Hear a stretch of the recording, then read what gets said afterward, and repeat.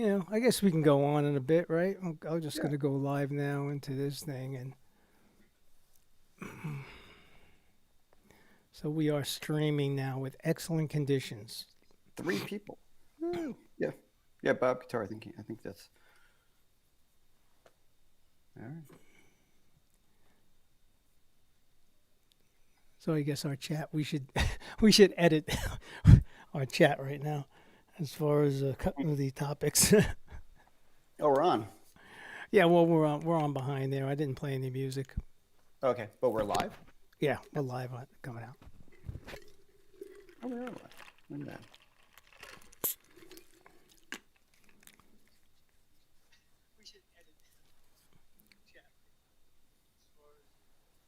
I guess we have 4 concurrent viewers.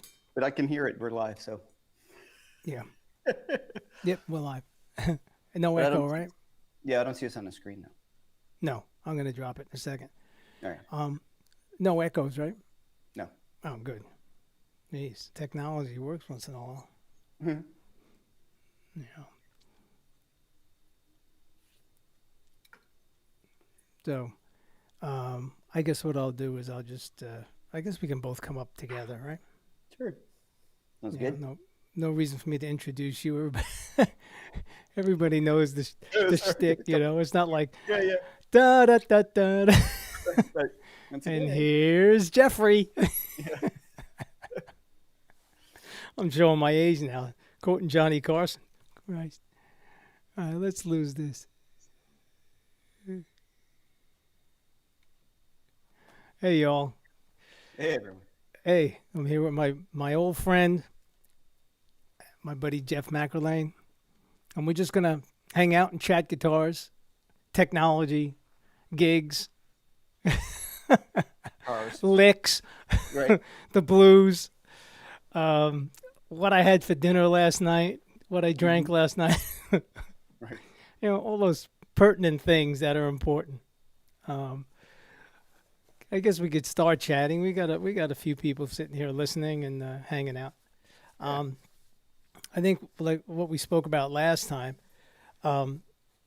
What became of Jeff McErlain after his visitations to my house? Oh, well, we should start that. I started off taking lessons with you after Berkeley, and I don't remember who recommended you at the time, or maybe I bumped into you somewhere. Were you teaching somewhere? And I don't know where it was. I mean, there was some small little studios that we're all teaching in and out of. It was at like Guitar Works in Nanuet or something. Oh, it might have been. It might have been. Yeah, that had Yeah. eventually went under. But yeah, it might have been there. And I think that may be where you started a few lessons with you and some of the other guys that were going at the time. Were you going to Willie P? Were you going? No, I went to Berkeley. You were going to Berkeley. So I think it was there in one of those little dinky rooms, and then Yeah. we moved over to to coming to my house. Whatever it was. But I drove up to your house, and I had actually taken a few lessons prior to you with Richie Hohenberger. Right, Richie Hart. Yeah, and that was that was good, but it wasn't a good match, in terms of where I was coming from, and which at the time was, well, it was 80s, late 80s, right? Yeah, Right. 80s. Yeah. But, Late '80s. Right. hair metal, and but I like guys like Holdsworth, and what I starting to get into jazz at that point. But at that point, it was big into Yngwie and the whole technique stuff, Right. and which is great. I mean, I really enjoyed doing that. But working with you, yes, we started coming up and taking lessons with you, but that was with you. And one thing, I went to you after Berkeley. That's right, because I remember kind of having all this info from Berkeley, and then going, well, what the hell do I do with this? Like it was too much info for me to take in. And You mean just as a student there? yeah, well, here's the funny thing is, I went as a performance major, I was on the dean's list and all this crap, and I still couldn't play when I got out, if that makes sense. Like the idea of playing over changes and things, as you and I have discussed it, they come at it from a very scale method, and Excuse me. my foot hit my shredder. No, it's live. Yeah, it's live. Yeah. You know, and then I came up with something from a kind of a scale approach, and Right. playing over chord changes was really, after all, even after all that time at Berkeley, was still kind of mystifying. And I don't know if I had, because I wasn't listening to jazz enough, or if it was my fault or whatever. But so yeah, you were really helpful. Well, I mean, Richie Hart or Richie Holmberg and I talk about this quite a bit. I mean, the creation of the chord scale relationship, to me anyway, and when I mentioned Charlie Banakis in my last live thing, Charlie Banakis always would take the mode or the chord scale, and he would say chord tones, diatonic passing tone. So that would have you believe that, you know, the chord tones are prevalent, you know, and the rest are, I'm getting a little bit of an echo, and the rest are things you pass through, and even if you're talking about a nine is a chord tone up here. Where's my hand? Up here, as opposed to 2, which takes you to 3. You know, so that whole chord scale thing then became, in my mind, and in my playing as well, it became doing patterns based out of the scale. No chromaticism, no garnishing your nouns and verbs, which I would parallel to being your chord tones, nouns and verbs of a sentence. Everything was basically just do in a million different patterns. You know, 4 notes up, 5 notes, 4 notes up, 4 notes down, five notes up, whatever. It became like canon studies. So that ruined it even for myself. You know, so until Charlie came along, and then it kind of changed my mentality, my approach to those things. And certainly, as you've noticed, and I did with George Benson, chord tones. Yeah. You know, chord tones. So, yeah, I could see how that, you know, give you option anxiety. Well, you know, sorry. They're telling me we have an echo now going out there. Bob from Both of us? From the UK. Bob, is that both of us? I just started hearing that echo. Interesting. There's always something with the live stuff. Without a doubt. So I'm wondering what I can do to change that. Yep, I'm hearing it pretty bad. I just listened to my phone. We're working it out. Well, Russ is. Hey, it's finally not my fault. No, it's probably mine. Yeah, just finally. Oh, I just lost it. Oh no, I did not.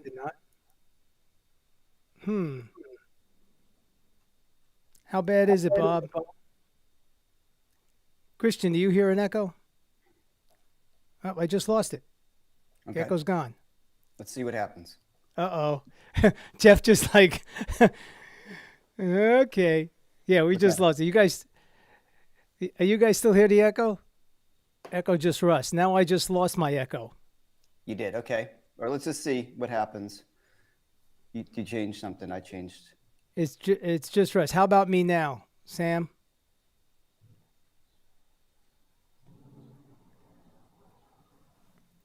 Only you, Russ.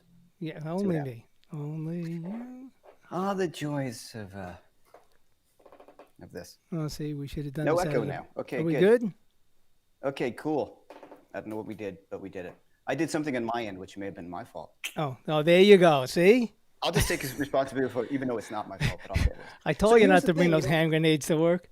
You know what? The thing is, it's interesting, and I think I've talked about it on my feed, and some of the guys here like Sam, hey Sam, what's going on? And Bob Guitar, what's going on, guys? Is you know, coming from like the magazines and the metal approach or rock and roll, everything was scale based. You know, you're like, you know, Ingvar is playing harmonic minor, so I kind of assumed you just played harmonic minor over everything. Mm-hmm. You know, at no point did I really realize like, oh, there's actually a specific time that you play harmonic minor. And to me, an arpeggio was something you played fast. You know? Right. Yeah, you did it. Like it was a technique. It wasn't. Does that make sense? Yeah, you know, yeah. like, it basically like a sheet of sound for a moment. Exactly. And I never saw it as well. Those are the notes that you want to resolve to. And it's funny thing is when I look back, like you were trying to teach me this stuff a long time ago, and then I would always come back to your stuff, which I still have. in hard copy, Mm-hmm.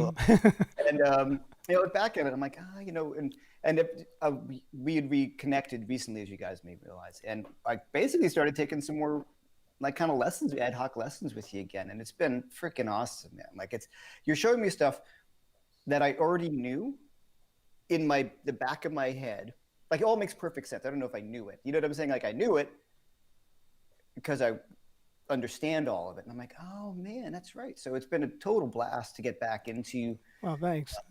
And also just having a little bit of like, since I do so much teaching, you kind of get caught in your own thing, and then you're just like, oh no, work on this. So when somebody gives you something to work on, It's therapy. Yeah, it's totally. So I'm like, That's all what guitars become to me is therapy, especially through the last year.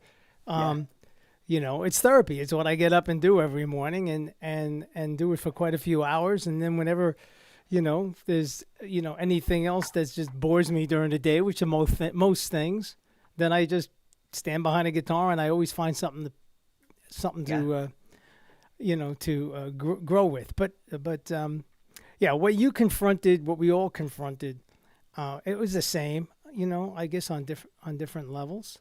Mm-hmm. The hardest thing, I think, when you have chops and you can play flurries of notes and meander through the mode, which is, I think I heard that from Miles Davis. You're just meandering through the mode, and you have tons of technique. Then your finger memory takes over, and your ears are like the last thing. The excitement is here. The heart, especially when you're playing in front of people, your heart's pounding, the adrenaline's going. Yeah. But your ear is like the last to know what the hell's going on, because your fingers are just, it's like, I equate it now. If you're a really good, and I'm dating myself, a really good typist, okay, your fingers can move great, but you're not spelling any words, and you have no thought to what it is you're putting on the paper. Then when you hand whatever it is to your publicist and say, can we publish this? What is it? It's gibberish. And that's how I looked at my playing. And I think I told you this story about that trumpet teacher. Well, he was a trumpeter. He still is. I spotted him on YouTube. His name is Jeff Stout. And we had that class where, everybody could play and improvise the way they wish, but he made me play chord notes. And that was an embarrassment, because all my fast little riffs and my little scale patterns did not work any longer. So I had to know the chord change. I had to hear what I wanted to play. Yeah. So it's tough to slow yourself down when you have that. It's really tough, and I think you had said to me one time a long time ago, we were playing, and you said, I hear you yelling at me, but I don't know what you're trying to say, or something like that, and it was totally true. Because you're talking loud and saying nothing. And nothing, the old James Brown one, right? Exactly. And it was totally the case, and I, we're still guilty of it at times too. And I do sometimes still like that sound, thing with that sheet of sound kind of Coltrane thing, where you're going for this. It's a contrast to the other thing. Right. It's not just the only thing you do, Well, if you're using it as a compositional device, then that's one thing, and you hear it at that moment. It's another thing if that's your basis for, exciting your friends. Most people see with their, hear with their eyes and not their ears. So yeah, sure. But I mean, when as we reconnected, I was impressed with the fact, where you've gone with it. Thanks. Your teaching skills are killer. They're great. Thank you. I mean, you're engaging. Even when I'm sitting here and I'm hanging out, I'll put you on live, and it's engaging. You engage the viewer. You engage the students. How you came up with the 50 most important blues licks for True Fire. I wrote the book on them. So that's kind of the joke. I've got these bunch of these licks videos through True Fire. So I must have at least 150 licks, So it's funny with those courses. I really enjoy doing them. And as I tell everybody in the courses, and I tell everybody online, it's like, these are just guys, quick fixes. I don't really, I haven't done a lick course in a really long time because I pulled away from the idea of that. You know, you got to hear stuff in context. But it was when True Fire was really young, and that was the first course that I had was 50. Well, I think it's called Blues Rock Revolution, which I thought was kind of fun. But it's still out there, and the quality is, you know, 15 years old, and I'm 15 years younger, which is scary to look at on the videos. But like the 50 Blues licks, it was there's some good stuff on it. I still think it's good if you want like a quick fix. Like, oh man, I just want a lick. But even since that point in time, the further and further I get away from the idea of licks, like it's really an alien sort of thing to me. Now there's stuff that you play all the time. You know what I'm saying? Like, you know, there's stuff that are part of your vocabulary. You know, I don't want to say your music store licks, but you know, things that you know you can rely upon that are always there, and everybody's got them. You know. Right. Van Halen. I'm sure George Benson had his thing. Oh, I mean, look, let's not downplay a lick or a riff. I mean, we learned it's a language. We've learned how to speak by mimicking our parents and mimicking our friends. Hey, if I hear someone say something clever, okay, in a conversation, I rob it. Yeah, of course. I can tell you that I'm just making a little note here to remind people to subscribe. When I studied with Dennis Andoli in Philadelphia, a very intriguing educator, a fine educator. Someday I'll post some of his stuff. He used to speak with unbelievable vocabulary. Unbelievable. I mean, I'd have to like go home and like look up the words he was saying. And myself and my dear buddy Jerry LaRosa, we would go for our lessons and then go, what was he saying? The line of demarcation. What the hell? Yeah, right. So, you know, but after a while, that integrated in your vocabulary with him. Right. Yeah. He said something to me, and I'm going to make this quote, and I have it, I think, on my Facebook page. Man's audacity is that he presupposes that the limit of his potential is the limit of all possibility. Yeah. And he said that one day to me, and, you know, I just like walked out of there saying, you know, try to digest what he just told me. It was a great, great thing. And I've repeated that statement a million times. Can you say it one more time? As statements, what's that? Say it one more time. Man's audacity is that he presupposes that the limit of his potential is the limit of all possibility. There you go. That good. And you learn more from your mistakes than your accomplishments. What was the second one? I'm sorry, I talked over you. You learn more from your mistakes than your accomplishments. And you do not grow in a comfortable environment. So if you're used to playing the blues in A on the 5th fret, get out of there, move somewhere else. Yeah. You know. Yeah. Okay, so so all of those things, but talking about riffs, those were riffs in my vocabulary. I mean, you're talking about you know, someone that, you know, got 200 points on his SAT, so I can use any help I can get to help my vocabulary. I'm only kidding, but no, your interests were elsewhere. Yes, but you know, his so getting back to those things, you can hear in George Benson, you can hear Grant Green, you can hear Wes, you can hear Charlie Parker, learning licks or riffs, you know, is a good educational thing. Eventually, you know, you put them all together and then add something yourself, and you live on the shoulders of the people that came before you, and that's just how it is. You know, so that's not a bad thing. It's not anything to make fun of. The thing that I push is that you don't learn a riff by rote. You learn a riff and analyze what it was so that you can try to get into the mind of the composer or the improviser that was doing it. Yeah. So whether it's Charlie Parker or it's Eric Clapton, you learn the riff and then you say, oh, he's on the flat 7. Oh, he's on this. And get your ear to know that, oh, that's the flat 7 I hear. Oh, that's the flat 5 I hear. You know? Well, that is something I learned from you at the time. You know, we'd play some stuff, and then you'd say, okay, play that back for me. And what is that? Like, what did you just play? Explain to me what you just played. And now play it in a different set of strings or something like that. Right, yeah, move it around. Yeah. Play it in a different key. So your standard stuff to me now, but at the time I was like, oh, and this is something I teach as well. Like if you're learning a song, just learning it in a vacuum is useless. You have to reapply it. You have to figure out, like, even if it's a blues lick, and certain things are very guitaristic. If you play, whatever, here we go. If you're playing, like that only works there.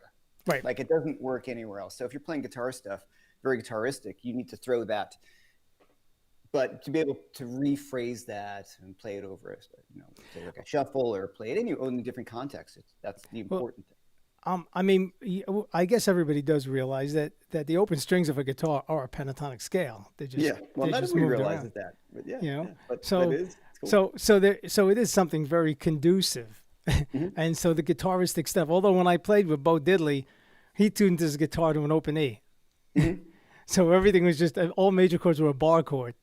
Yeah, cool. And he had one of these square guitars that were made for him that had those. Do you remember the guitars that were made by? Oh man. Yeah, the Bo Diddley, the box guitar. Yeah. Sure. Yeah, but he had these plugins in the back that you could put distortion in, and it was a guitar company for a short period of time that made things that had those little plug-in modules. So if you wanted an effect, and he had that company build him the square guitar, red, that's funny. And it had the plug-ins. I can tell you that on a way back in 1982, my first marriage, I got married in September 12th, 1982. And I played with him September 11th, which is now, that date's infamous, as we all know now, but at a place called the Underground. And I used to have this saying when I would introduce these acts, because we were the backup band, and it would be, if you like them in the 60s, you'll love them now. And I say, ladies and gentlemen, Bo Diddley. And the big light goes on, and he's going, boing, boing, boing. 20 minutes tuning his guitar. And then the crowd's going, 1 minute they're cheering, then they get silent. And then I go, ladies and gentlemen, once again, let's hear a hand for Bo Diddley. Bing, bing, bing. We finally, and of course he makes a joke that, my guitar player is getting married tomorrow. Can we talk him out of it or something like that? Use me as like, was in tune when I bought it. Yeah, right. I forgot to glue the machine heads. That reminds me of a big gig I was playing in Germany, or Switzerland. I remember it was this cool club, and our drummer at the time, whatever, little out there kind of guy, great guy, rest his soul at the moment. And we had the sound check, go back to the hotel, eat, get ready to go for the gig. We get on stage, they drop, there was like 800 people, like a real rock gig. Curtain goes out. I left my sticks at the hotel. Curtain comes back down. No sticks anywhere. Of course, the hotel was like 20 minutes away. Like, it was. Well, I did a wedding with a guy who forgot his sticks. He went outside and he took branches. Oh, really? Yeah. It was a wedding, though, so he just ran outside and he found something, and he used that the whole night. He put some duct tape around the ends, and that was it. Yeah, it's pretty funny. Yeah. Yeah, I mean, we've all gone to gigs and forgot cables, or forgot guitar straps, or forgot something. Now I just keep every guitar has a designated strap. Where am I going here? And say it, and there's no buckles on it, so it stays in the gig bag. I don't have to worry about scratching the instrument. And that's a good point. Yeah, there's a good thing. All my guitars, if you look over here, they all have their own strap, and they're all either strap locked on or use the washers. Or so I never. Once you show up at a gig without a strap on a guitar, you'll never do that again. Oh, without a doubt. And I have a good buddy named Bob Shell. He runs. He's the one that does all my straps, and his company is called. I think it's on my straps somewhere. You can have custom made. He makes unbelievable stuff. Yeah. I must have bothered him for $1 million. Where's that sign? Is there no sign on this, Bob? I think it's called Brookwood Leather. He's let me know. I'll definitely check him out. Brookwood Leather. I think that's the name of it. I'll verify that.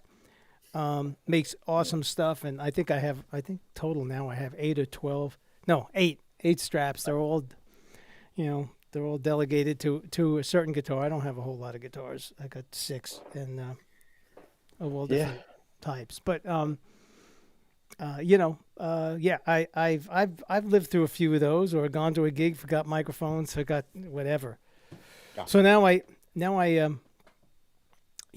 take doubles and and triples of things. I have them in the trunk of my car, stashed away somewhere, just in case you show up. And I'll tell you a story that I got called to do a gig with Bob Hope.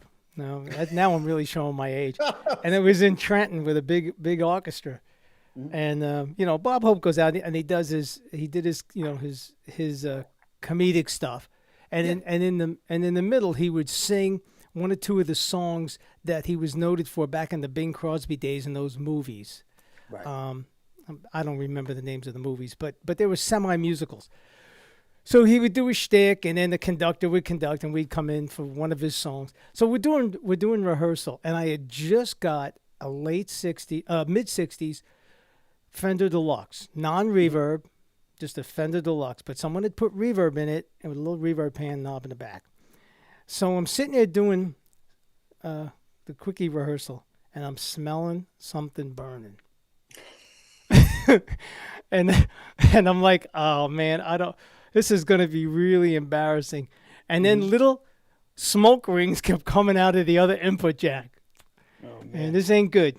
Smoke rings. So now the amp just like done. It reeked of that electrical stink. Right. Fortunately, the bass player had a little polytone in his trunk that he always carried. He went running out to get it for me. Otherwise, I would have been screwed. Oh man. So now I keep a little amp in my car. I have one of those little deluxe super champs or something. Yeah. It has it's a transistor preamp and a tube power amp, very much like the old Music Men were. But it weighs nothing, and it's 18 watts, and it has a direct out and whatever. So, in fact, I'm using it tonight on the gig because I'm just playing with an upright bass player and a singer. So there's no reason, and I'll take a direct line out and go through the PA as well. But anyway, so those things saved my my butt on some of those dates. But it turned out that someone put a much too powerful fuse in it, or too large of a fuse. Okay. So it never blew. Right. So it just toasted. so I needed it. So it needed to be rebuilt. So a friend of mine rebuilt it. But yeah, those were embarrassing times, man. Yeah, I remember just blowing a speaker on a gig. You're playing, and I mean, how did I blow it? It wasn't that loud, but I guess it was an underrated speaker. I remember it was at the 55 bar. It was a Bogner amp I was using. It's cool, but I don't know. They sent me a 112 cab, and they put this low wattage rated speaker, and it just fried it. It wasn't even that loud. And I'm like, oh no. So you're playing, it's like, just terrible. So I run into the basement of the 55 bar, and Mike Stern's 410 Hart key cabinets there, and I bring that up and plug it in. And it was just one of those horrible, you made it through the gig, but you're like, right. When a totally different guitar sound and all that. But the great thing they have now is like these little 100-watt power amps that go in your pedal board, and they're an amp. Like they're like just bass, middle, treble. And so I have one of those, and that stays in my gig bag. Most of the clubs I play in New York, if I bring my own amp, they'll have an amp there just in case something happens. Yeah, they usually have a back line in the bigger places anyway, like BB King's, which is now closed, I think. Yeah, it's gone. The Bottom Line, all those places had it. But I just keep that little amp in there. Yeah, that's a great idea, yeah. I mean, I was big at one time in 60s black faces that were all original until, in two situations, I started blowing caps.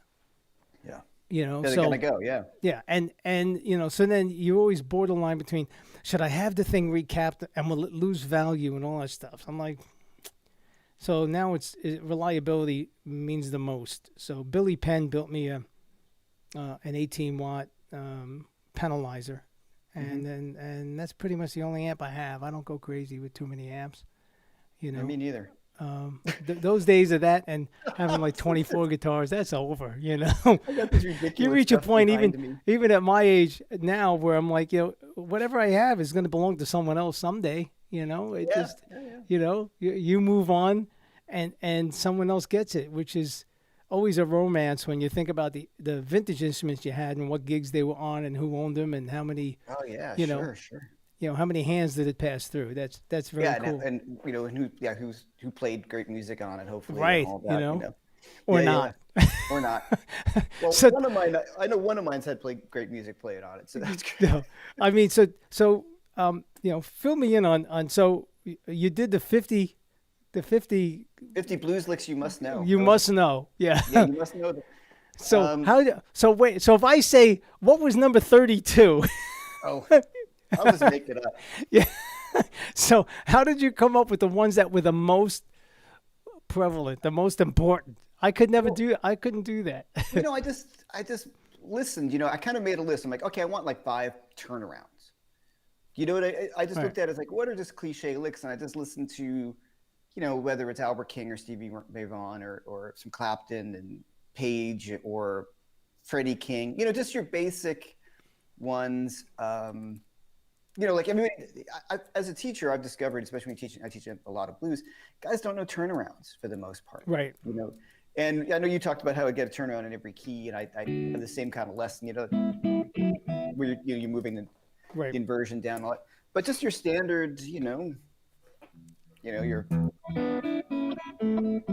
Right. like a lot of guys don't have them. They got like 2. So that was the cool thing about that. I just chose as many stock licks as I could, like, okay, and then it did really well. It was one of True Fire's, it was their first big hit, that was. Now, did they dictate to you? Did they dictate to you, Jeff? We're thinking about doing this. Can you compile it for us, or was it your idea? I think I got to remember back. No, I think they were talking about doing some lick stuff, and I said, why don't we try a blues lick course? And the funny thing was, that's how my name as a blues guitar player kind of started, which is funny. It's not disingenuous. I love the blues. Like I am totally, and at that point I was morphing that way anyway, getting out of more straight. I hadn't played like metal or stuff like that. I mean, hard rock. My stuff was more jazzy at that point, or jazz fusion-y, for lack of a better word, And then and I was really getting into it. I have an old National that I had gotten, and I was starting to play a lot of Delta stuff that I got into for a while. And I just really got into blues, and then it really bit me, like, the bug of it, and getting into it and try to, around the time of that course. And I listened to my playing on that course, and it's 15 years later. Thank God I play better now. You know what I mean? Like, or else I'm doing something wrong. I listen back on the stuff I did, and I'm like, I should have been shot. Yeah, that's the way I feel about that. I hear those licks, I'm like, oh, And it was funny. There's a great blues guitar player, friends with the English blues guitar player named Matt Schofield. And Matt is I think he's one of the finest blues guitar players, and he's real legit, when he plays. But he's got a bit of a jazz element to him as well, which causes problems for him because for the traditional blues community, he's too jazzy. But for the jazz community, he's a blues guy, Right. Yeah, of course. You always get that, Yeah. You always. Yeah. And I just remember we went down. I had introduced him to True Fire. He lives in Florida, and I was at True Fire. I said, you got to come down, watch my shoot. You should do a video. And he didn't know what they were like. And he got down there and was like, oh man, they're great people. So we're hanging out, and the owner's like, well, let's just watch one of Jeff's clips. And he puts on this blues lick, and it's just terrible. And I'm like he's sitting there, and I'm like, can we have not chosen a 15-year-old blues lick? It was just one of those funny moments when you hear your player like, oh man. But anyway, so the course did really, really well. Sam Samos did, it's a double stop rake. Okay, cool. Super turnaround. Oh, number 32, the super turnaround. There you go, number 30. They got to memorize it. I love that one. There you go. Now they're teaching them back to you. Yeah, that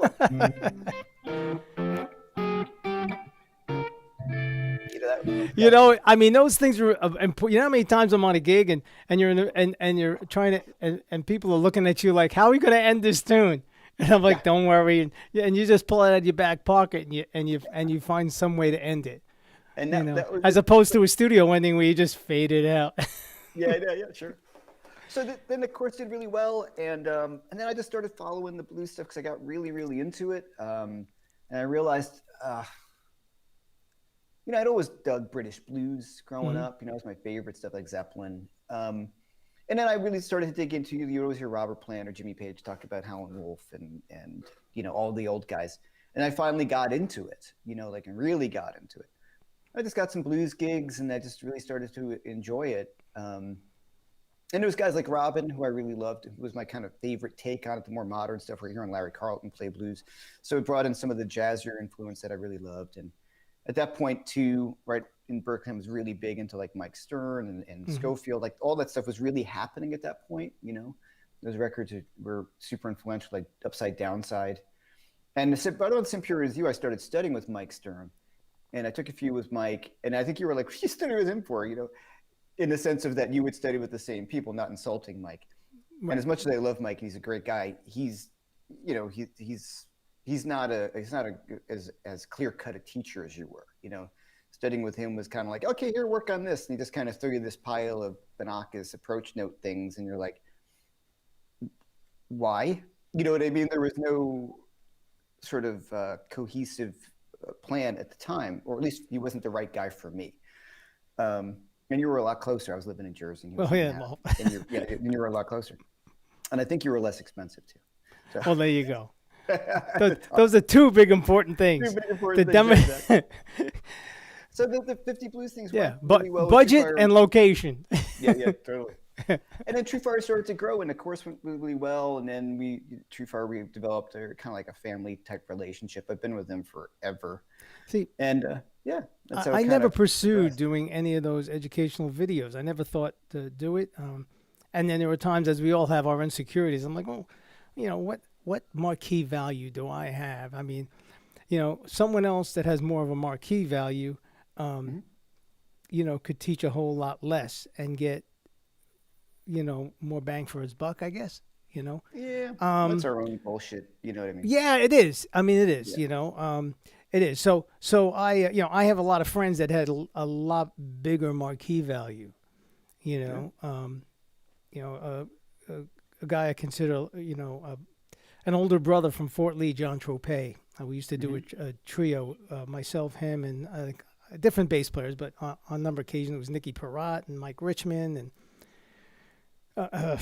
Cameron Brown. I mean, it was endless, But I look at, I fondly call them tropes. I look at tropes, marquee value, and the guy was on like 50 Ways to Leave Your Lover. He was in Diodato. He was in, he's not a teacher. But I used to look at that and reflect and go, I should have had more of a marquee value. I never looked at my marquee value, and I don't think anybody does, frankly, because we all have our level of insecurity, as being such a great thing. Well, yeah, I think part of it for me was, I don't know. I think insecurity is a big part of it, where you just, or luck, or some of these guys just wanted to live a life that I never really wanted to live. When you find out the reality of it, friends of mine who are on the road a lot, unless you got the big gig, and then you just start to kind of like, oh, well, this is a really transitory life. I kind of like staying at home. I don't mean like homebody kind of thing, but especially the time before the internet and all that, I would go on the road, go out for like 6 weeks, come home with a little bit of money because it was like an indie rock band and thing. You come home and then you're fucking broke and you got into work again. You're hustling all over again. Yeah, I mean, that's how I stepped into doing a lot of club dates, a lot of that, because the jingle thing wasn't happening anymore, any of that. And I took some pretty strenuous road gigs with a man who's you all can look him up. His name was Roy Rayden. And look up the Cotton Club Murder. And Roy Rayden was a promoter, a producer, and we had like a 12-piece band or so. And I was the hired, basically one of my former roommates at Berkeley became the vice president of Rayden Enterprises. And he calls me up and he says, we need a music director. You'll be like the Doc Severinsen of guitar. Okay. And, I had to write a big overture, of which case the first night on the gig, Roy took my 12-minute overture and said, that's all great, man. It's all very musical, but you better cut it down for tomorrow's opening to 4 minutes. So I spent the night not we were all two to a hotel room, not to disturb my roommate, and rewrote all of the charts, and using the toilet seat as my desk. Oh, good. Yeah, and it was but I took his tours out, and it was a kind of a it was kind of like it's like the Ed Sullivan Show. There was it was based it was for the PBA, Police Benevolent Association, and so they always had like a police MC at that time, Telly Savalas or George Savalas or or one of the guys from the Dukes of Hazzard who was a police officer on TV, and then we'd have an animal act like Zippy the Chimp, and then we'd have like a few R&B acts like the Drifters and jazz act like Barbara McNair, who was the first woman of color to have her own syndicated TV show way back when. Right. Yeah. But anyway, but you'll find out if you do a search on Roy Rayden, you'll see, he was eventually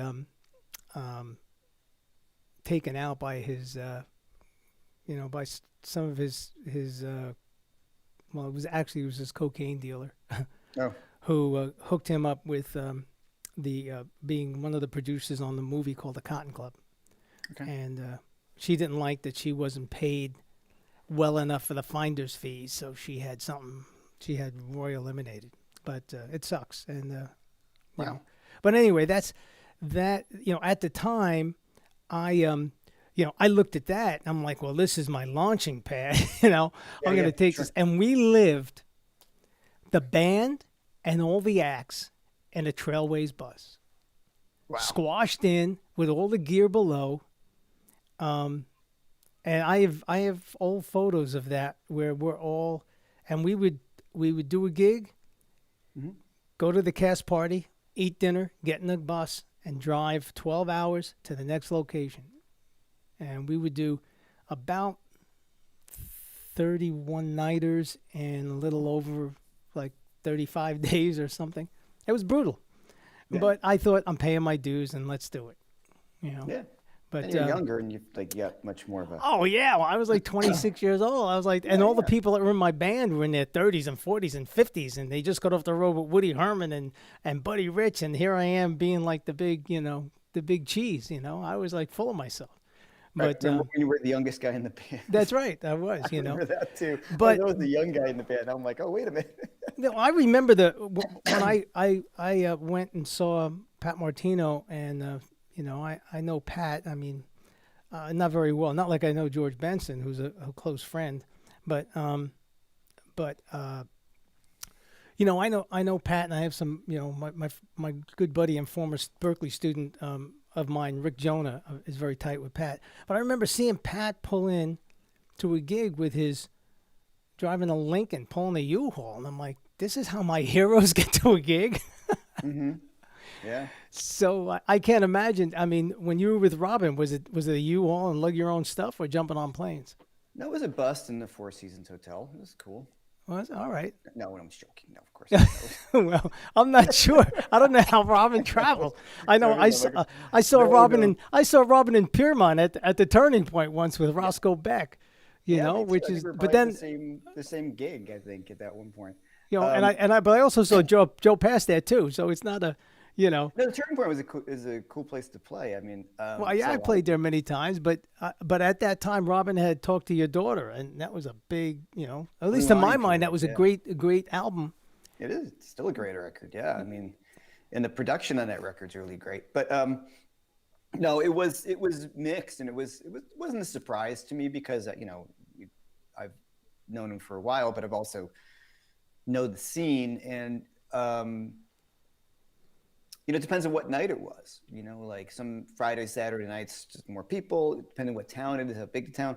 But there's a few gigs you showed up at. I was like, oh, wow, this is all right. But they were always full, Right. And pretty much. And there's a few places that we played that weren't full, but they were just too big. You're like, who's going to fill? You'd have to be big to fill some of the places. You know what I mean? So, you just take that into account. If it's like an 800-person place, he's, who can bring in 800 people? Really, he's not bringing in 800 people in a smaller area, you know. But when we played in New York, it was full. You know, Sony Music Hall was really well attended. We played a lot of really cool places that were really, really well attended. And the smaller places, few of them were sold out of the, you know. But you know, as the old comment goes, you know, you know, however many chords you play is inversely proportional to how many people are going to be there. Right. Right. So, well, did you go overseas with him? no, I didn't. Just local. We were going overseas with them is rough because you know, the money. Right. You know, and so to fly another person who, like, he just brought me out because we were friends and we did the record together, and he's always wants to do something different. That's one of my favorite things about him as a musician, is that he likes to switch it up. You know, he wants to keep music exciting. You know, as jaded as everybody can be about the music business, he's not actually jaded about music, which is great. You know, he loves just, oh, let's see how this thing goes. And we enjoy playing together because I play nothing like him. And the people who've been in this band saw our gigs like, wow, it's like a totally different gig. You know, it's a little bit more jammy. So but no, it was just, we drove around, you know, in a nice van or whatever you want to call it. You know, it was like a Sprinter, and we had the gear in the back, but there were no really crazy drives. That was the good thing. You know, there was 1 or 2 long drives, but other than that, everything was like 3-4 hours. Your normal. Oh, that's I mean, you know, I mean, I would do, when I got back off of doing the Rayden thing, and some of these different R&B acts would call me up and ask me to be their music director. I mean, I remember once taking a gig one-nighter in Pittsburgh from New York. That's a long ride with no rooms. It's like 8 hours. Yeah. Yeah, and I took it and I came back. I remember when things were really, really lean, and I took a job with my rhythm section to back up a few acts and we drove to Halifax, Nova Scotia from New York, and we did it in one run. We got there. It was supposed to be backing up 2 shows a night, and the promoter turned around and said, "Oh, and by the way, you're going to do 2 dance sets." I said, "I'm doing what?" He goes, "Oh yeah." He said, "Didn't your agent tell you?" I said, "No." And then he goes, well, here's the other thing that he did. I got there, I set up my sound system because I used to travel in a high cube truck with a decent sized sound system. He thought it looked too small. It looked too small. So he made me, without sleep now, I've been driving nonstop, go to the local music store and rent empty bins just to put them on the stage so it looked good. Then he says, "Oh, and you're going to do 2 dance sets." Now I'm sitting there going, okay, now what songs am I going to sing that are popular at that point? Maybe Boogie Oogie Oogie and stuff like that. I'm like, what can we get people to dance to?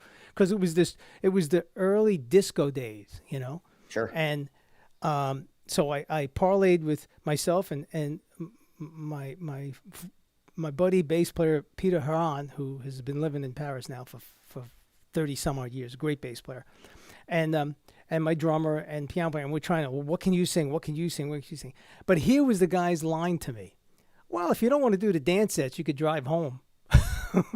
I'm like, okay. So I called the agent. I said, "We getting any more money for this?" He goes, "There's no budget for it, but you know, you want to come home?" I'm like, no.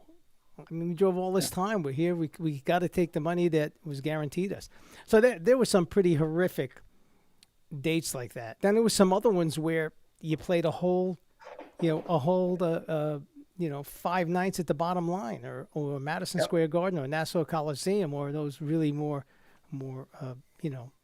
big venues. But yeah, there was some pretty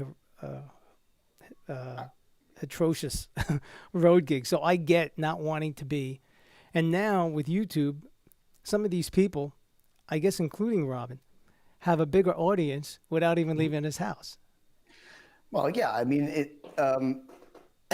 he still obviously does well because he's, like you said, a legacy or whatever marquee name in certain, I won't say in certain markets, in every market, but, you know, if you talk about cities, does very well in Europe, does very well in Japan. You know, does very well as in most Italy, do, you know. Yeah. Italy's got a great thing.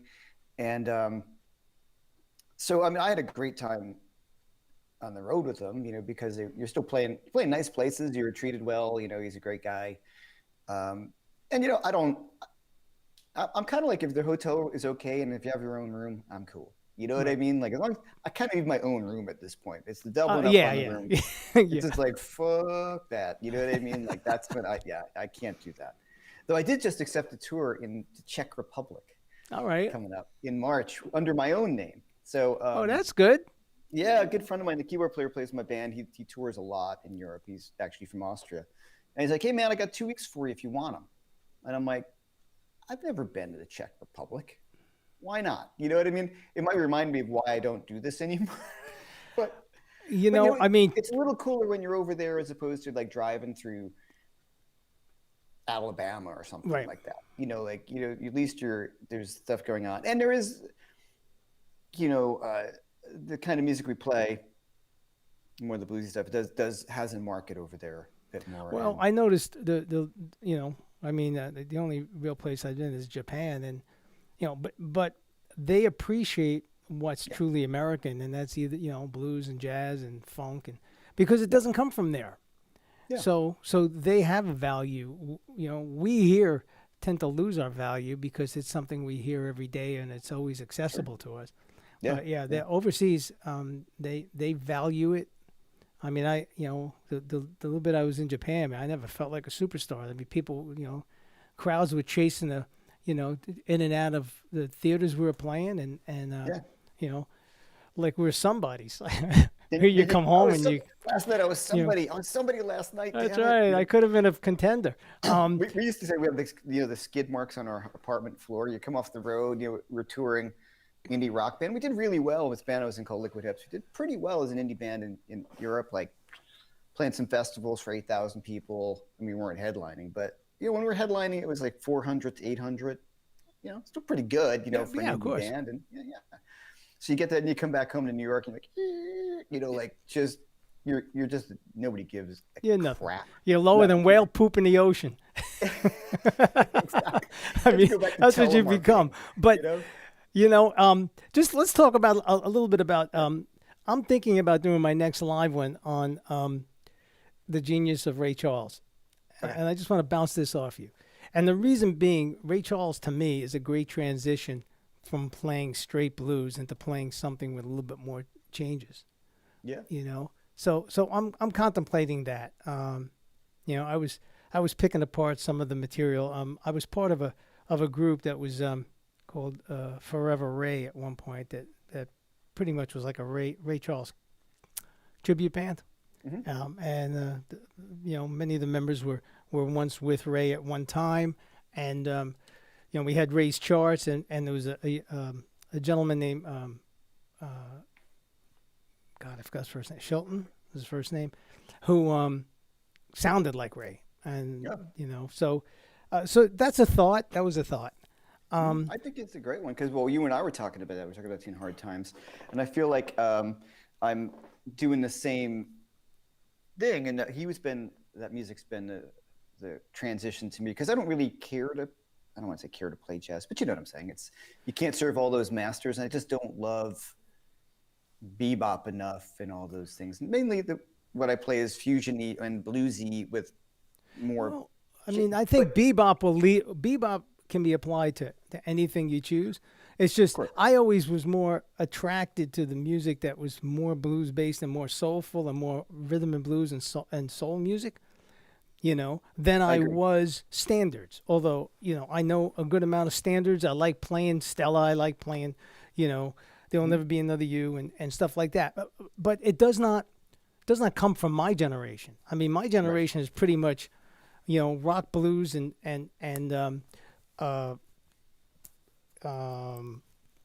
then fusion. That was my generation, was fusion. I didn't grow up in the bebop era. I think that probably some of the last people that came from the bebop era were probably people like George Benson and Grover Washington and Freddie Hubbard, and those guys. So we didn't come up from there. We studied it for sure and applied it to our music. But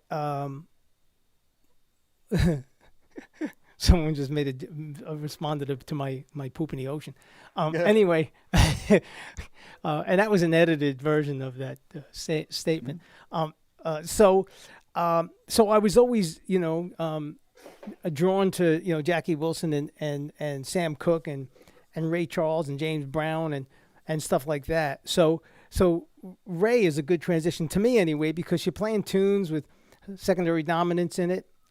So I was going to chat about how many tunes there are that go to a 5/7 of 6, and there are a lot of tunes. I mean, Bob Dylan's tune, what the hell's the name? I think I wrote it down here.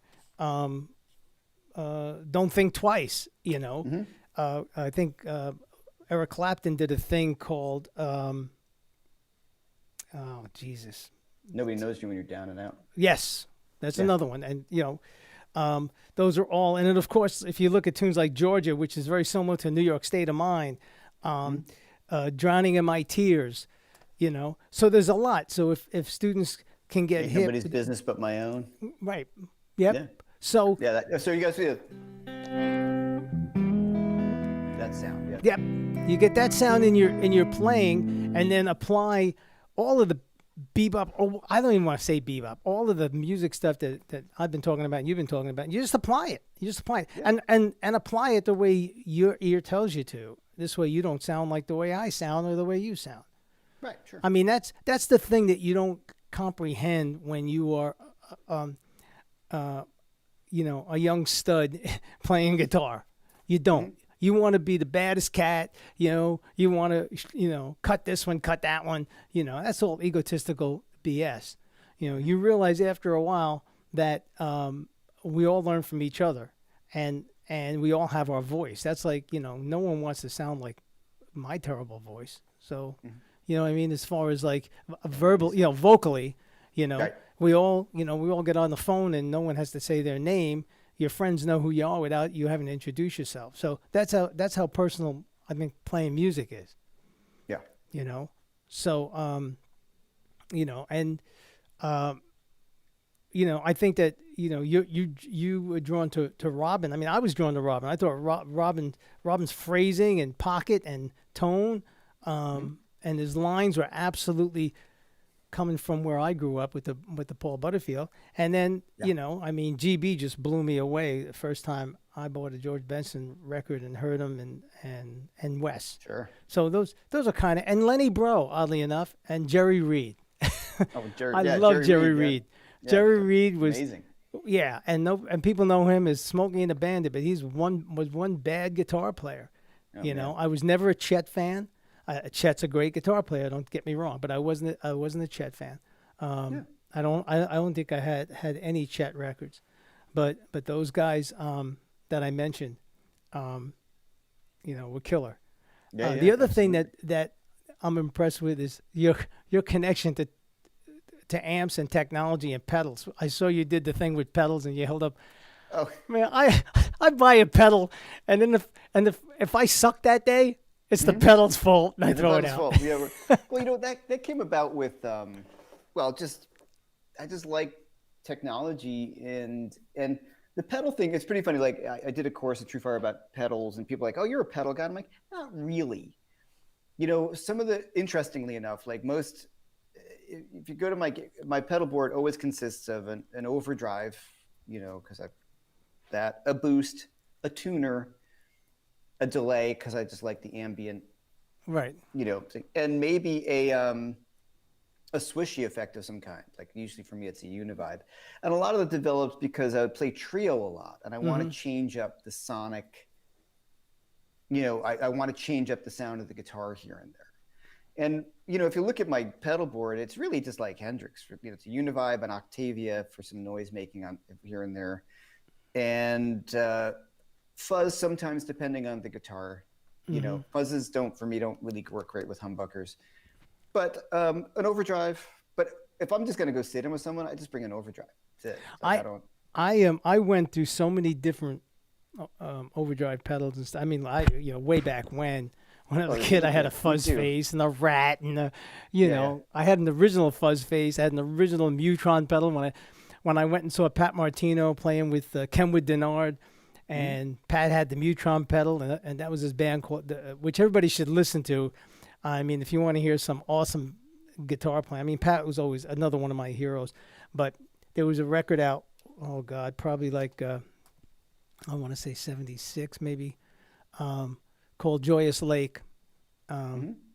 And Pat had the Mutron pedal, which is nothing more than an envelope filter, but Sure. but the guitar friggin' killed. So I had to have that. So I've been through a million, but right now all I have is a solid studio amp and speaker simulator, a dispatch pedal, a wah-wah volume, wah-wah pedal, a mini. Then Yeah. I dumped a thing called it was to mimic a Dumble, and it was called a Simple or a Sample or something. I got rid of that, and I bought an old blues driver, Yeah. And only because I was researching the cascading effect of this, and if you lower the gain, it responds more to the strings and the attack. So I'm like, okay, I guess there are better people out there that know more than I, for sure. And then a tuner, and I always have a volume pedal, but now I've been doing everything wireless, so I just plug in my amp in the wireless, and that's it. And I have a big 18-watt amp, so if I wanted to get dirty, I just crank the shit out of it, Yeah. But I got lost. I mean, I originally had a Mark III Boogie way back in the days when you did club dates, and that was the sound, Sure. the Larry Carlton sound. That thing weighed a ton. But I never was, I mean, I had rack effects back in the day of having to sound like Van Halen in some gigs and having to sound like someone else on another, but it was never, I mean, I've heard Josh Smith say this in some of his live interviews as one of his questions. What would you rather have, a better guitar or a better amp? A good amp and a shitty guitar, or a shitty guitar? What did I just say? A good guitar and a shitty amp, or vice versa. I'm always the guitar. If the guitar plays like shit, I'm like, plays out of tune. He and I have had that conversation. I did some gigs with him, and I'm friends with Josh. And I said, well, the guitar has to be within reason. You mean, if you're talking like a playable Squire versus, you know what I mean?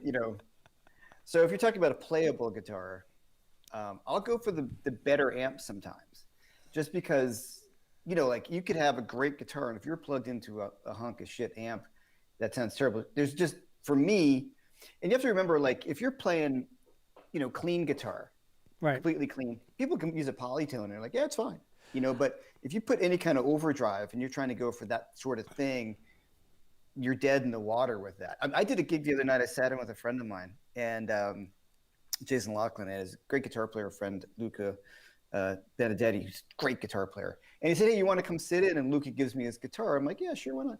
He's got it's a Tele with this crazy huge neck on it, flat wound strings, high action, and like a really clean guitar amp that's kind of flubby for me. Like he sounds great on it. And then he has an overdrive on the floor, but I was like, so I pick up the guitar. I'm like, am I being punked? You know what I mean?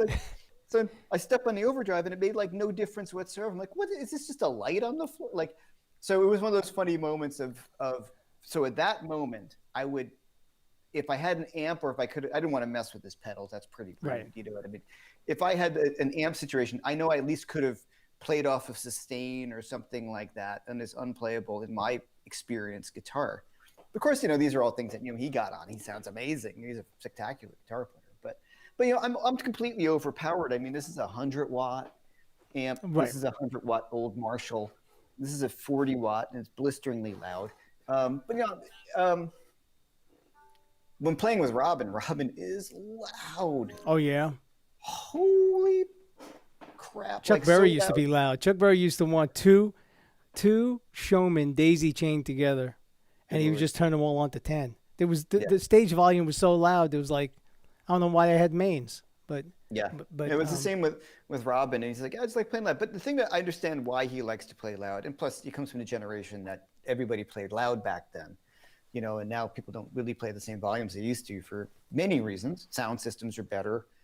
The effect on your hearing, people realize now for many years, and I suffer from tinnitus anyway, from clearly from playing, but I think there might have been a genetic component, like other people in my family have it, but it was spurred on by playing. And I've always worn earplugs, wear them all the time. I always have, but one gig I didn't, because you forgot them, and then it was never the same. So It doesn't take much to do that. I'm sure no. I'm sure I have a certain amount of it. I mean, I was forced to play in loud situations. I mean, I don't like to hear my guitar loud. I don't like to No, you want fight to be in people the when context of the it's band. too You loud. want to be in the context of the band. Like, to me, the band sets the volume, or the drummer kind of does it, depending on the size of your stage. And sometimes you don't play with certain drummers because they're too freaking loud. Right. You're like, dude. But don't you find it that, at least I do, when everybody around you is so loud, then the next step is for you to be heard, especially in a solo, you have to play louder. And then it just kept spiraling. So, I mean, I'm used to, when it comes to a certain solo, everybody drops down for you so you can build it, as opposed to now you have to kick it up a notch and step on a million more pedals to go above above the fray. Well, here's the thing. Well, yeah, it depends who you're playing with. When I was playing with Robben, the band is great. I mean, it's Jimmy Haslip and Toss Panos, Right. so they're super dynamic. And he's very dynamic in when he plays, and that's why he likes to play loud. And I like to play loud. Okay, I've talked to, once again, Matt Schofield. We're the same with this. Like, my amp is often very loud because I know how to play a loud amp, and I like it loud because it gives me a lot of headroom. Right. So when I have friends who sit into my gigs, I'm like, it's loud. And they're like, drunk, and they're like, wow, this is really loud. I'm like, yeah, but I don't play that way. You know what I mean? Like, does that make sense when you get used to playing? Yeah. So I like a little more volume in the amp, so I have the headroom to. Well, yeah, I mean, you do know that a volume control. Well, there's two things I want to. I back off my volume on the guitar a little bit now, in the sense of Wes Montgomery. If I and I guess Richie Hart can correct me on this since he teaches the West course. I always thought, and from hearing, I guess through word of mouth, Wes barely had the volume up on his guitar. And he would have the treble on all the way on his amp. And the reason he did that is so that there was less magnetic pull coming from the pickup, and you'd hear more wood. Now, of course, Wes also got the fat sound because he played with his thumb, which automatically gives you a great round sound. So that's one thing. And then I remember one of the few times I saw Roy Buchanan, and he had a Vibrolux reverb turned to 10. Everything turned to 10, faced the other way. Yeah. Now I don't like to hear my, I don't like to hear my amp up on a thing and in my ear.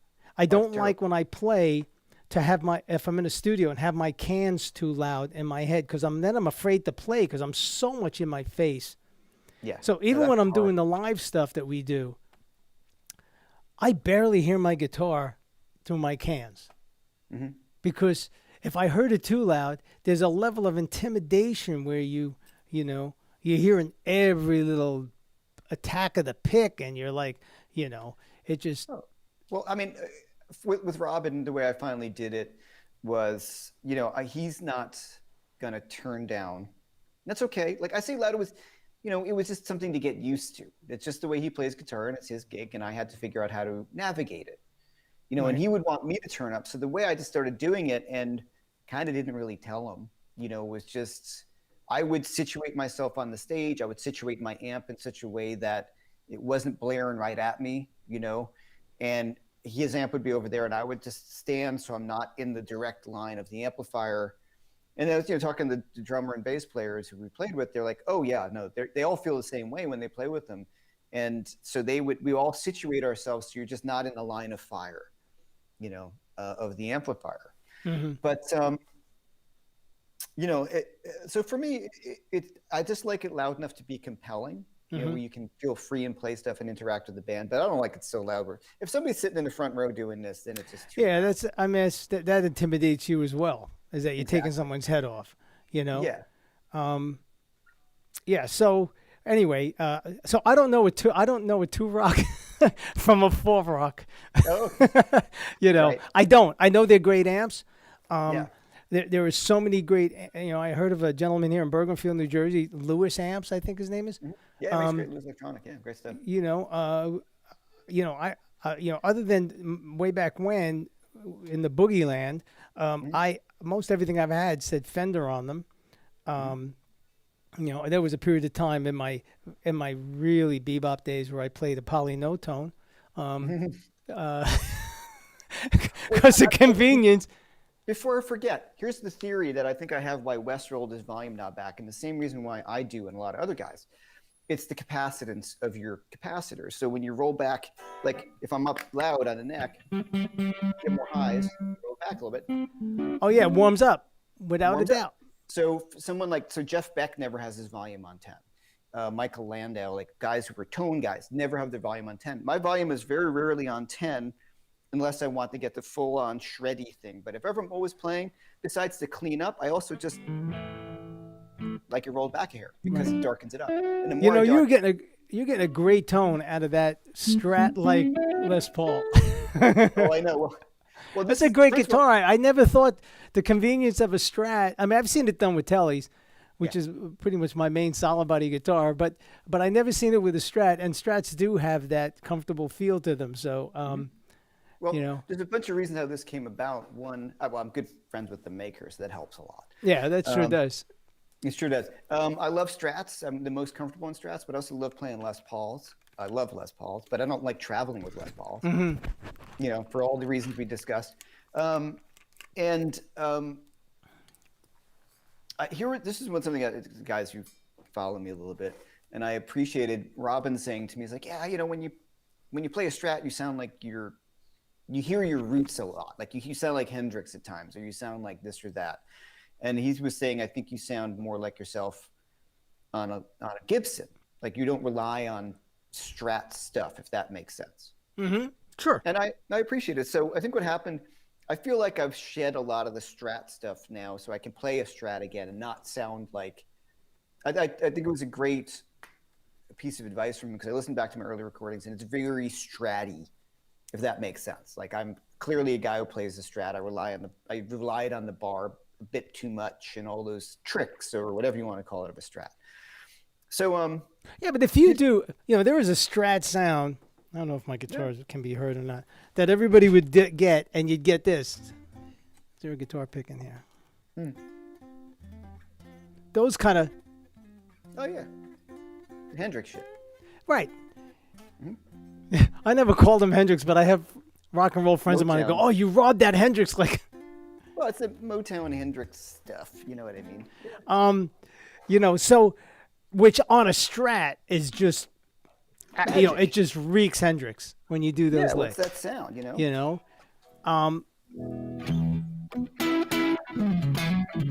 right. It reeks Hendrix, and it reeks Stevie Ray, for sure. Well, that's the thing. Yeah, you know, and it became here's really what happened then.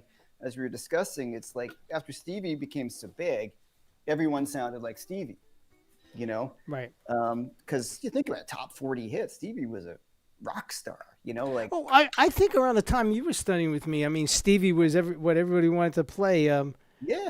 You know, I can't quote any of the titles of his tunes Pride right now. and Joy, Cold Shower. Oh yeah, right. You know, all those big guitar introductions and you know, Texas Flood and all that shit. Right. Well, so just what happened with this was I just loved humbuckers, and I thought, well, I got a guy who makes guitars who I really love, and I wanted to get back to some of my, I don't want to say shreddy roots, but I you know, I got that old Strat, that's a 64, 7 1/4 radius. Right. So this has got a 10-inch radius on it, and I just wanted something that was a mixture of old and new, you know. Well, as far as a tool, it's an excellent tool. It's an excellent tool. You know, I've been playing this PRS for a little bit. I got from Rudy. But otherwise, it's a Telly or a 335 or my Little Camp Alone. But Little Camp Alone's like a George Benson. It's modeled after a George Benson GB10. But it's a solid wood guitar. So practical purposes, it's not. At least this is practical. You can turn, you know, you don't have a feedback issue. In a 335, of course, you don't. And a Telly is, you know, when I heard Roy Buchanan play his Telly, I'll tell you a quick story. My high school girlfriend, I think it was in 1970, for a gift, bought me tickets to the Pier in New York to hear Guitar Explosion Day. So, and on the bill was uh, I can't even remember all of them, but it was all guitar players, and it was a bunch of jazz duos, Bucky Pizzarelli and um, Chuck Wayne. No, Chuck Wayne and Joe Puma, Bucky Pizzarelli and someone else. And it went through a whole bunch. And then George Benson, which is before Breezing Days. So he goes up there with his band. With still, I think Stanley Banks was in that band too. And, but he goes up and he does the stuff from White Rabbit. So, it's the CTI days, know. And then Pat Martino comes up there doing like, what the hell was that one tune? The Great Stream. Playing his Kunz. And I'm like, okay, I've seen enough now. I've seen all my heroes and whatever. And okay, let's go. And Roy Buchanan was the last cat up. And we were about to leave. And Roy Buchanan plays one note and does the telly swell with the treble pickup blasting. And my girlfriend at the time said, we ain't going anywhere. That just made the hair on my neck stand up. Yeah. And he tore down the house. I'm sure. We also think it's such a different sound too. Like after more of the jazz stuff, and you get Roy Buchanan just cranking up and and the swell. And I think what ruins it for a lot. I think we talked about this briefly, and then I'll let everybody get back to enjoying their Saturday. We talked about it briefly. There's a preconceived notion when people see an instrument. Like you do a jazz gig, they expect an L5, a 175, a 335 at the minimum, and they expect a certain tone. Jazz guitar player said jazz guitar tone. You see a Les Paul, you expect a certain tone. It's a certain visual. The same thing we talked about with PRSs and the visual of you not using one on a blues gig because people expect to see a Strat. They expect to see a Les Paul on a roots music blues gig, right? It's the visual, it's the image. I'm not saying those guitars are not great, applicable. They are, without a doubt. But and I'm not saying that the Paul Reed Smith would not do a great job, and it certainly would. But I think that's what ruins it across the board. I mean, we're not talking about seeing Andre Segovia with a Les Paul. I mean, we're not going those extremes. Although if he played the box you're going on a Les Paul, I'd be pretty impressed. Sure. We're not going those extremes, but I don't think the guitar should dictate a preconceived notion of what comes out because there are guys playing. Scotty Moore played Super 400s and L5s back in the day when that was what was available. So, anyway, I'm digging this PRS a lot. It's comfortable. It covers the sounds. There's coil taps in it. Does it sound really like a telly? No, but it doesn't sound, I got Bo making an appearance. Okay. Hank is bugging me once in a while too. He's coming around from around my green screen. Going, are you done bullshitting? Exactly. Pay attention to me so anyway, I mean, I think that ruins it, especially for jazz guys. I mean, tone is tone, but everything is, there's a preconceived notion. I know when I played some gigs and people saw me playing an L5, they did not think for a minute I would be playing some of the more funkier tunes on that. They already had this preconceived notion that the whole night was going to be, How High the Moon. I feel like it's less now. I think, when as I work with Paul Reed Smith, and they've been really cool to me. And when they contacted me, which was just amazing, they said, how come you don't play one of our guitars? I'm like, well, because the kind of music I play, people would kind of turn their nose up at it, because a lot of people listen with their eyes, and they said, yeah, we hear that all the time. Or, and what's been cool, I think, is they've been around for so long and times have changed enough that only older people feel that way, I think, in a way still.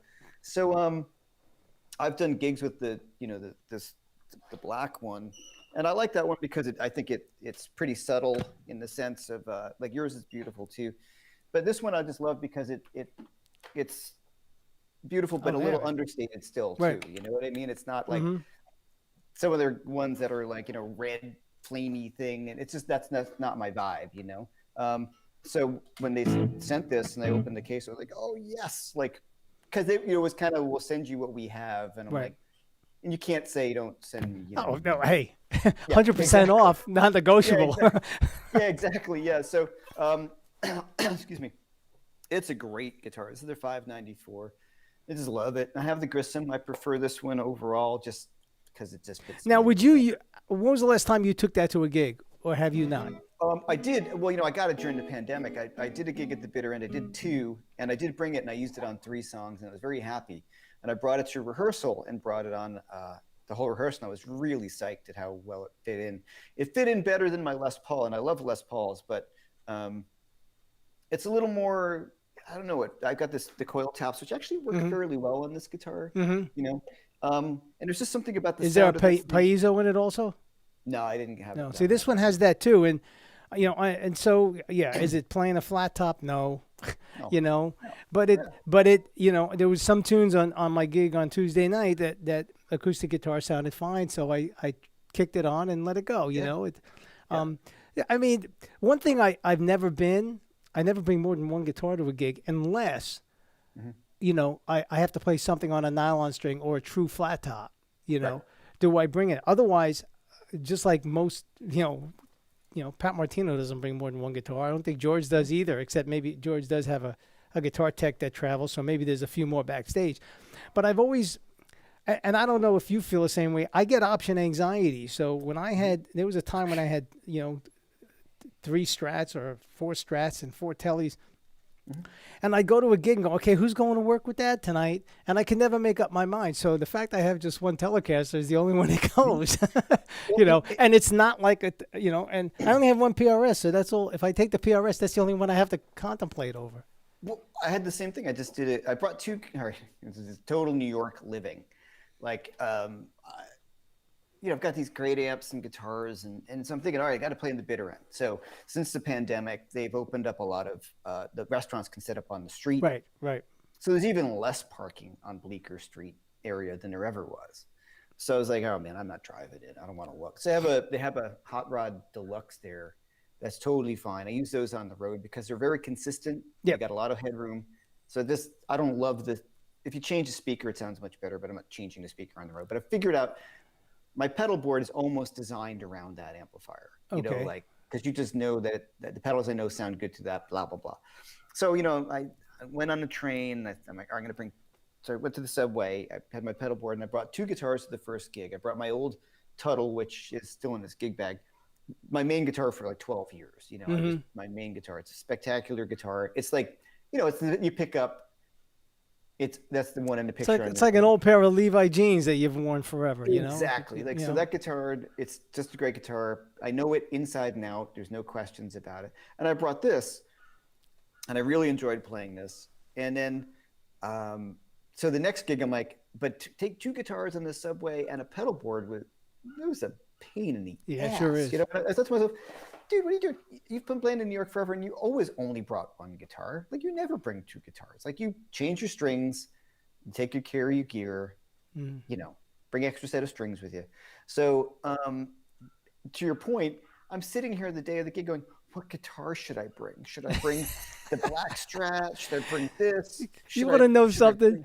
If you had one of those guitars and only one of those guitars, you would make it work regardless. If I only had one guitar, it would do everything fine.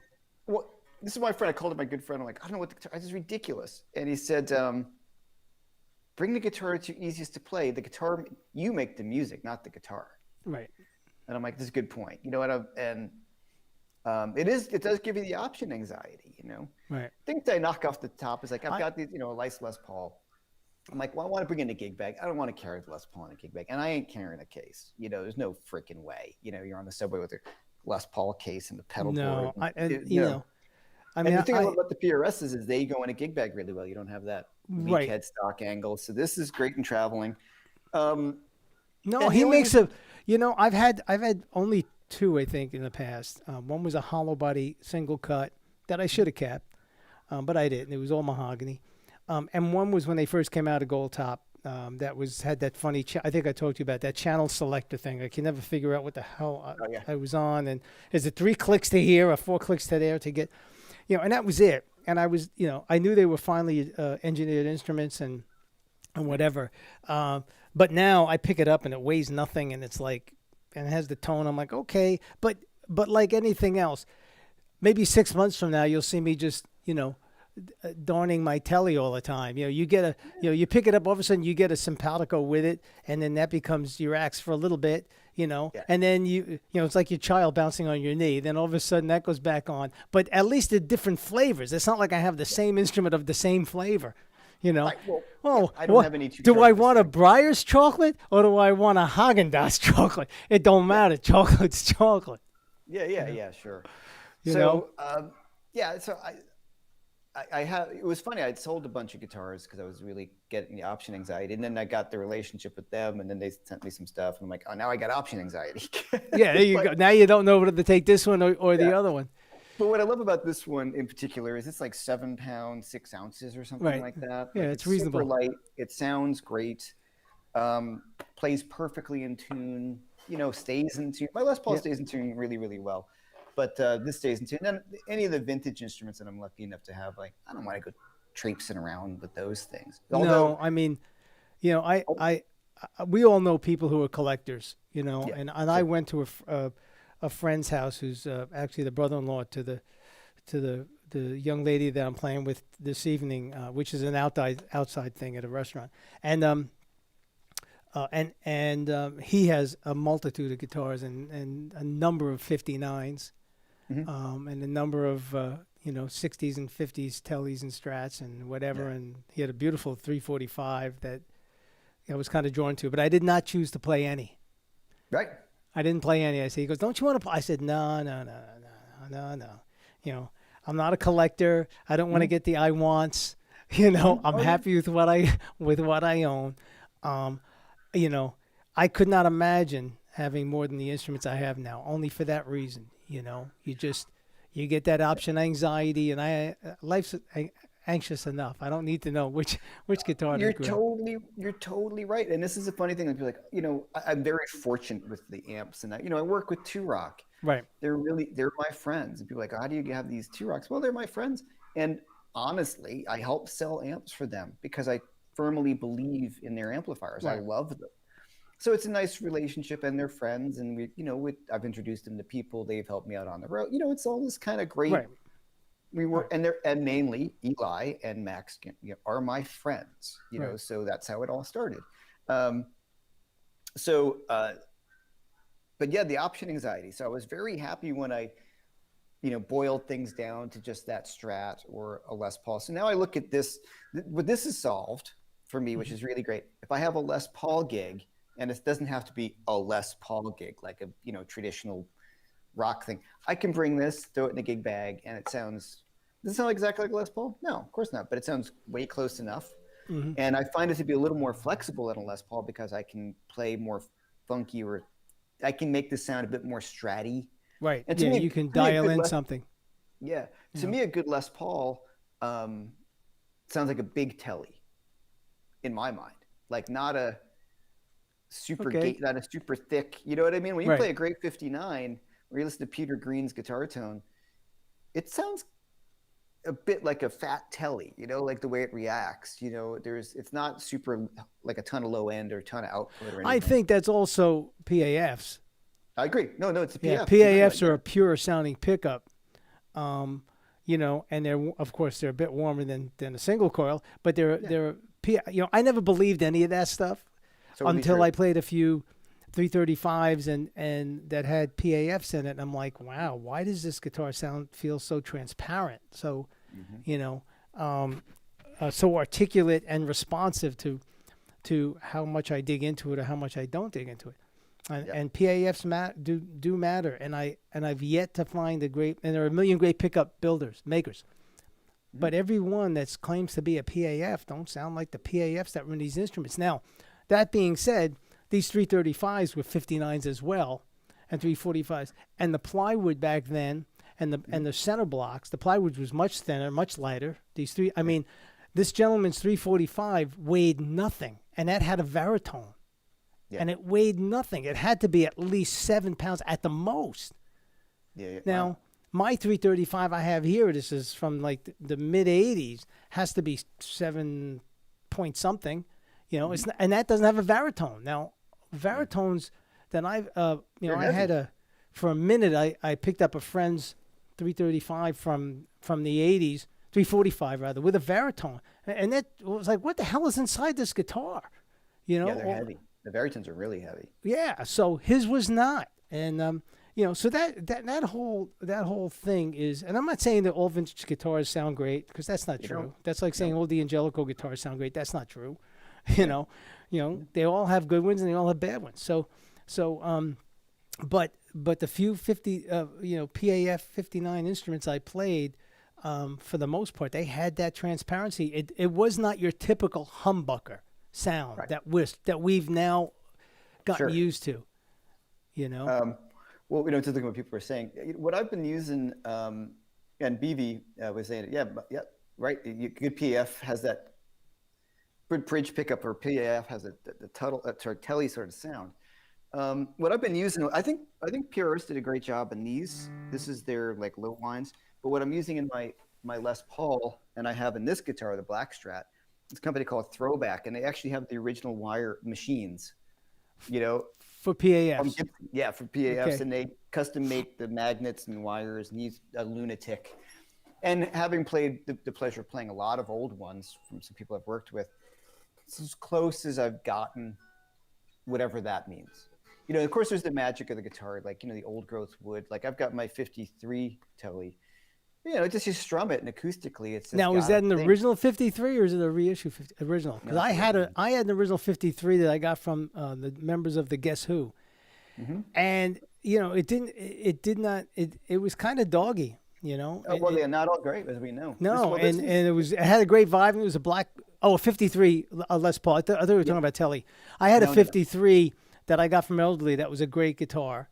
But the Telly I got is what I'm talking about from the guys from the Guess Who, and it was not. It didn't compare to my '68, and some of the custom shops. So it was not a cool one. But your 53 Les Paul is awesome, and with the P90s.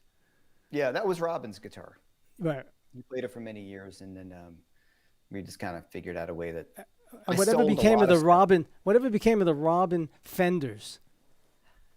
He doesn't even own one anymore, as far as I know. He just he likes vintage guitars. Right. That's really and what he was playing another company too at one point. That was kind of like it was a Japanese builder in Los Angeles who built him a guitar, or in the Bay Area. I forget his name. Who was actually murdered. Wow. Yeah. And interestingly, his wife, the guitar player's wife, works at Two Rock because they were all in the same kind of complex and they're friends. Robben's working with PRS now. I think they're putting out a model, and part of me was like, I've played Robben's prototypes, and he's like, "What do you think?" I'm like, "I think you should put out a signature model. Why not? Like in PRS, they're great guitars. They're just great." But he just loves vintage instruments, and the reason why I got this one from him was. He's a bit crazy. Like, he just was hunting down. He wanted like a humbucker Les Paul. He kind of got tired of the P90s, and I love the sound of P90s. They are noisy. But they are a great sound.